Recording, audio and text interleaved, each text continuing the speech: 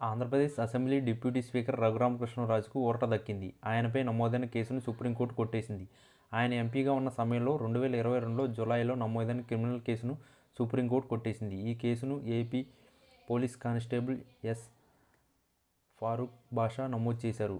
అతను హైదరాబాద్కు దూరంగా ఉన్నందున కేసును కొనసాగించలేనని కానిస్టేబుల్ కోర్టుకు తెలిపారు. ఈ మేరకు justice JK Maheshwari, justice Vijay బిష్యూలతో కూడిన ధర్మాసనం కేసును కొట్టేస్తూ ఉత్తర్వులు ఇచ్చింది.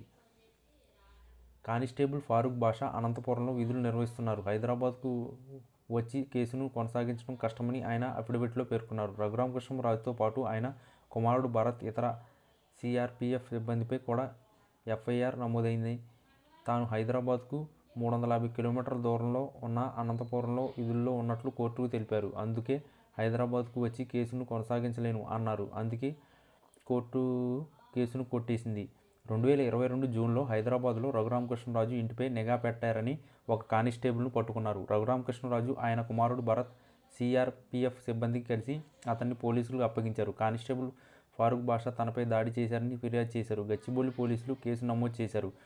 పోలీసులు తన ఫిర్యాదును పట్టించుకోలేదని రఘురామకృష్ణరాజు హైకోర్టుకు వెళ్లారు. హైకోర్టు తిరస్కరించడంతో కోర్టు సుప్రీంకోర్టుకు ఆశ్రయించారు. ఈ క్రమంలో ఈ నెల 4న కానిస్టేబుల్ తన కేసును కొనసాగించదలుచుకోలేదని కోర్టుకు తెలిపారు. దీనిపై అఫిడవిట్ దాఖలు చేయాలని కోర్టు సూచించింది. సోమవారం మళ్లీ విచారణ జరగగా కానిస్టేబుల్ ఫారూక్ బాషా కేసు ఉపసంహరించుకుంటున్నట్లు సుప్రీంకోర్టులో అఫిడవిట్ దాఖలు చేశారు.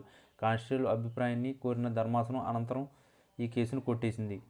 ఎట్టకేలకు న్యాయం గెలిచిందన్నారు డిప్యూటీ స్పీకర్ రఘురామకృష్ణరాజు. ఆయన స్పీకర్ సదస్సులో హాజరు కావడానికి ఢిల్లీకి వచ్చారు. ఈ కేసు కొట్టేసినట్లు తెలియడంతో స్పందించారు. తనపై గత ప్రభుత్వం హయాంలో నమోదైన తప్పుడు కేసుపై సుప్రీంకోర్టులో పోరాటం చేస్తున్నారు. తాను న్యాయంగా పోరాడి గెలిచానన్నారు.